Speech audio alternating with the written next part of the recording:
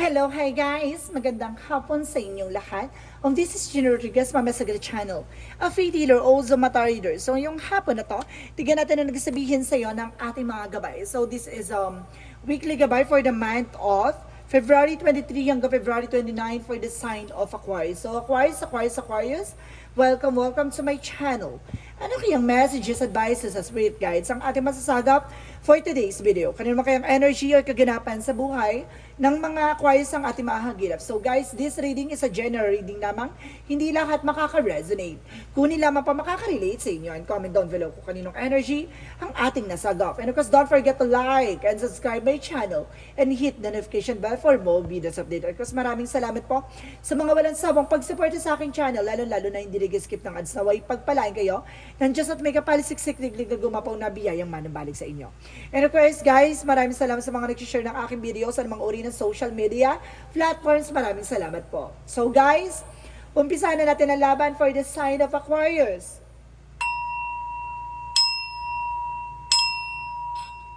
Angel Spirit Messages, give me information. Ano kayo gusto sabihin sa'yo ng ating mga baraha?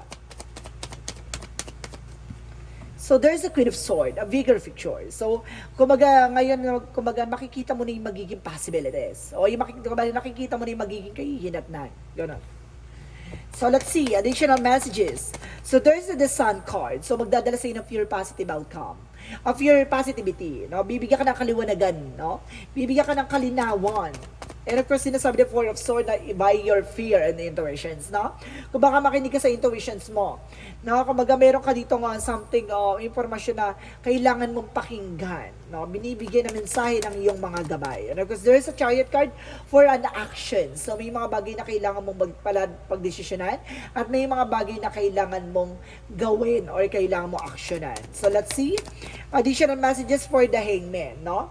Kung baga nagkakaroon ng something, delays or cancellation from the situation that because of your negativity, no? Kumbaga you're feeling stuck, you're feeling hang sa situation. Hindi ka makaalis sa sitwasyon. And there's a Three of Pentacles collaboration. So, kailangan mo man ng something connections, no? Kailangan marunong ka makipag-usap, marunong ka makipagtalakayan, at marunong ka kasundo. Parang gano'n. Parang there's an information na parang ibibigay sa iyo yung mga bagay-bagay na dapat mong malaman. Parang gano'n siya, guys. So, let's see additional messages for the Queen of Swords. The Queen of Swords, so there's the Ten of Wands, no? Kumbaga there's a burden. Kumbaga may mga bagay dito na kumbaga naliwanagan ka na may mga bagay dito na kailangan mo nang putulin, kailangan mo nang alisin, yung mga obligasyon na o responsibilidad na alam mong kumbaga kailangan ng i-let go, no? Kumbaga kailangan sarili mo naman, no? Kumbaga nakikita mo rin magiging possibility. So, maaaring matapos na nga yung mga obligasyon or responsibilidad mo. Na baka may mga hinuhulugan ka, may mga binabayaran ka. And of course, there's a Four of Wands na there's a twin flame energy with the soulmate connections. Sinasabi dito, there's a homecoming, celebration, family gathering, and there's a wedding and engagement. So, there's a possible na magdadala sa ito ng, kumbaga, happiness. And there's the Six of Wands, by victory is yours. So talagang, kung makikinig ka sa intuition mo, ay mapagtatagumpayan mo ang mga pasikot-sikot na kaganapan sa buhay mo. So let's see what is the Chariot card.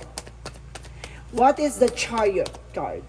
So there is the Temperance, the perfect timing. So this is the moment na kumbaga makukuha mo yung mga bagay-bagay na mga pinaghirapan mo, no? Kumbaga ito na yung time na kumbaga magkakaroon na ng movement, no? Gagalaw na yung baso o gagalaw na yung sitwasyon. At the same time, there's an Ace of Wands, no? Kumbaga kailangan mo magkaroon ng bagong simula, no? Kailangan mong baguhin yung perspective mo kasi isa yan sa nagiging dahilan kaya nagkakaroon ng stuck and delays and cancellation. And of course, there's a hang, no? So, let's see what is the Three of Pentacles. And because there's a Six of Pentacles. So, there's a giving or receiving something by the universe. So, kumbaga, kailangan mo tutukan. Ano, kasi kailangan mo makipag-collaborate connections dyan sa mga pagdating sa business or sa trabaho mo, no? And magdadala sa ito ng, kumbaga, tuloy-tuloy na finances. So, let's see what is the Queen of Swords and the Ten of Wands. So there's the Page of Swords. Get more information. May mga bagay na kailangan mo pang alamin or may mga bagay na kailangan mo pang matutunan, no? Nang sa ganun, madagdagan yung kaalaman mo or knowledge mo para madala mo yan sa mga susunod na eksena. At the same time, there's a Three of Sword, guys, no? Maraming naiinggit behind your back, no? Maraming mga taong kumbaga sinasaktan ka nang hindi mo nalalaman. Kumbaga sinasabi dito, maraming susubukan kang traidorin, maraming susubukan kang linlangin with the Tower moment. Kumbaga may mga biglaang pagbabago magaganap sa buhay mo na hindi mo ina-expect, no? It's a chaos or something, destruction or revealed, no? So let's see what is the Chariot card and of course the Rope, Temperance. So there's a Six of Swords, transition, no? Makakaalis ka na sa situation, makakabangon ka na. Kumbaga unti-unti mo nang matutuklasan at malalaman yung tamang anggulo o tamang way, no, para makaalis ka sa situation. So let's see what is the Hangman and the Ace of Wands. So there's the Knight of Swords. Nagkakaroon anxieties and deception and of course you're feeling hanga. So ibig sabihin lutang ka. So ibig sabihin dito stress ka. So magkakaroon ka ng transformation dyan sa mga bagay na yan. Huwag ka lang mag-overthink muna. Basta may pag-overthink. So, let's see what is the Three of Pentacles and of course the Six of Pentacles. So, there's a Four of Pentacles. So, there's a protect your power, protect your energy, saving money. So, kailangan mo i-save yung mga bagay na pinaghirapan mo. Mag-invest ka on your own, no? And of course, let's see what is the outcome. Ang outcome is the Wheel of Fortune. So, there's a destiny to happen and there's a you are being blessed. So, ngayong outcome nito ay magkakaroon ka ng success and of course abundance dito, ha? Magkakaroon ka ng kasaganan sa lahat ng aspeto. Love, life, career, finance, and health. So, let's see what is additional outcome. So, there's the King of Wands, control. You're feeling, you're being boss and strict sa mga bagay-bagay na gagawin mo, no? So, let's see what is additional messages pagdating sa career. Sa career mo, there's the shadow side. So, may mga bagay na dito na nagbibigay kaguluhan sa'yo na pagdating sa negosyo or trabaho mo, maraming sulsol, maraming buyo, maraming mga parang ano ito, bully. And there's the Four of Cups, no? Huwag kang tatanggap ng mga bagay binibigay nila kasi baka bigyan ka ng black magic, mamaya gayumahin ka or either guys, no, lasunin ka. So there's a possible na kailangan maging aware ka, mag-ingat ka kasi there's a possible na may lihim palang may inggit sa'yo. Kaya siguro nakakaramdam ka ng kung ano, masakit ang ulo mo, mabigat yung pakiramdam mo, para kang lutang kasi inuunti-unti ka na pala hindi mo alam. No? So let's see what is additional messages for Angel Spirit for love life. Pagdating sa love life mo, there's a Page of Wands. So magkakaroon ka ng idea or magkakaroon ka ng informasyon and the Three of Wands is waiting for a sort of waiting for a ship. No, darating din yan, no? Kumbaga sinasabi sa'yo dito, natutukan mo muna yung sarili mo. From the health, so there's a Five of Cups, no? There's a lot of regret, no? May mga pinagsisisihan ka or may mga pinanghihinayangan ka dito pagdating sa health mo with the Six of Cups, no? May mga nakain ka or may mga gusto kang kainin na kumbaga hinahanap-hanap mo pero hindi na pwede, no? Iwasan mo na yon. So let's see, kumbaga inaaya ka kasi, kumbaga baka bawal ka sa alak or sa ano, na kumbaga umiwas ka na, nakakasama sa health mo. So, let's see what is the magical fairy messages. Magical fairy messages. Walking away. So, may mga bagay na kailangan mo talagang iwasan at alisin. And there's a you desire is within reach, no? Kumbaga yung mga gusto mo talaga, makukuha mo naman dyan, papabor na raw sa iyong sitwasyon, no? So, let's see what is the yin and yang oracle card.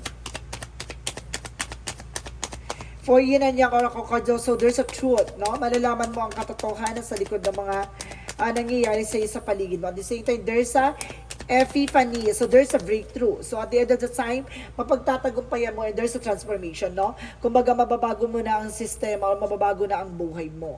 So let's see what is additional messages for Archangel Raphael. For Archangel Raphael, so there's a listen to your intuitive feelings. So, makinig ka nga sa intuitions mo, no? Hindi ka ililigaw ng iyong gabay.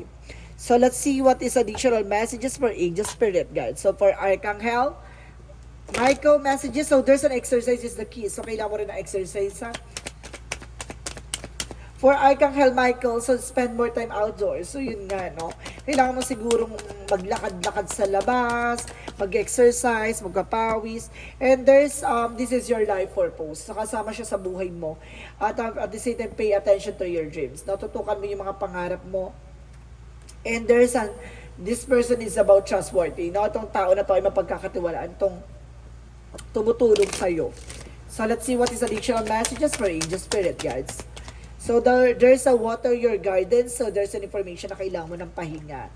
Kailangan mo ng body care, no, massage.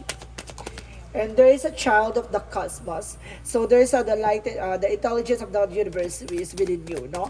Bibigyan ka ng katalinuhan or malawak na kaalaman, no, ng ating universe. At the same time, there's a crack open para magkakaroon ka ng realization rather dito.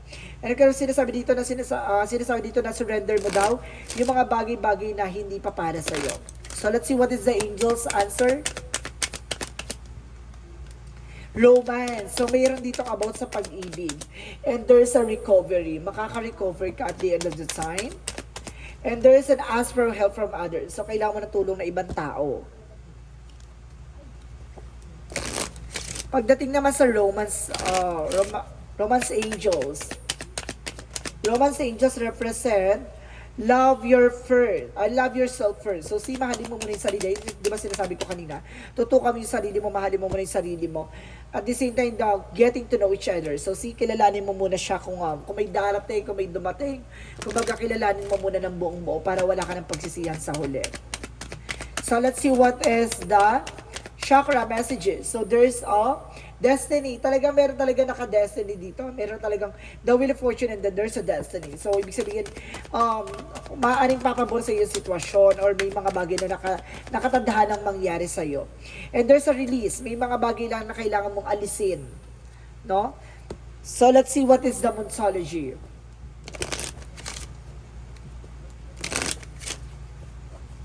What is the Monsology, Angel Spirit? So, there's a nothing will come this situation. Walang mangyayari sa sitwasyon hanggat hindi ka nagtitake ng action.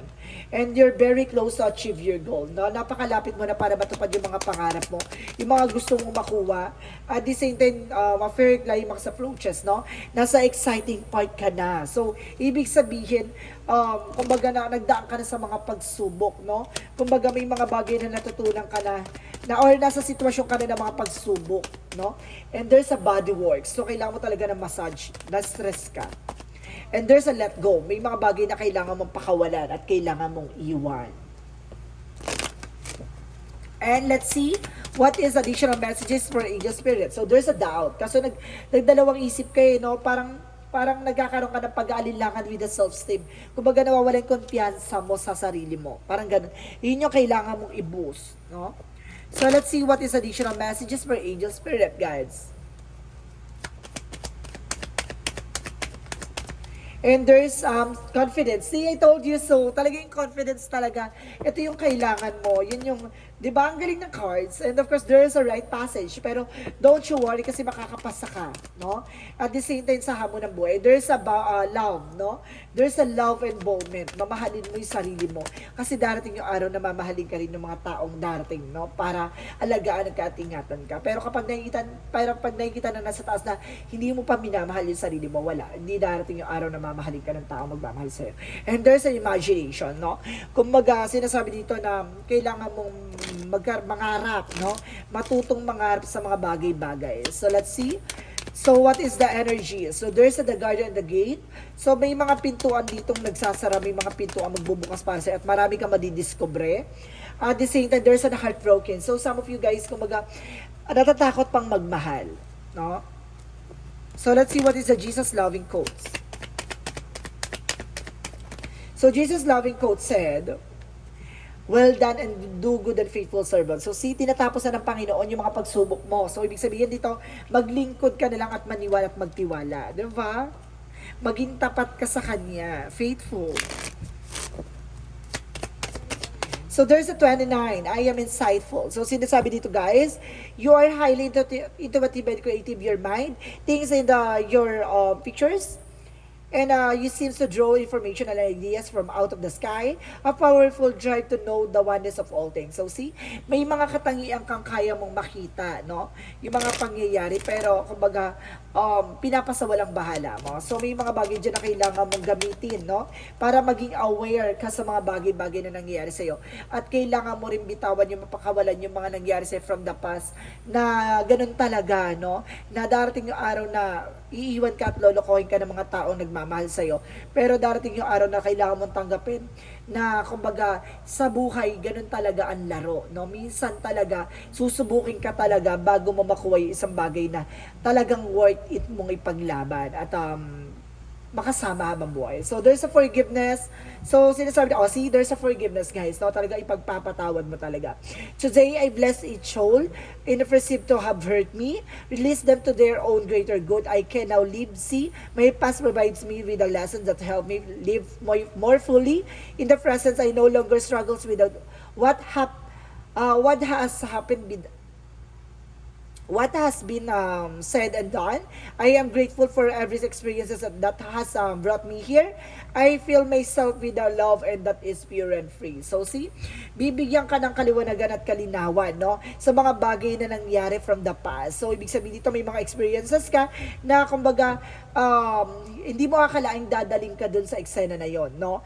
Na masasaktan ka ng bonggang-bongga doon. Ganun talaga. Kumbaga, dinadaan ka doon sa way na yun para maging malakas at maging matibay ka. So, guys, this is a weekly gabay for the month of February 23 hanggang February 29 for the sign of Aquarius. So, Aquarius, maraming salamat for this wonderful reading. So, this reading is a general reading namang hindi lahat makaka-resonate.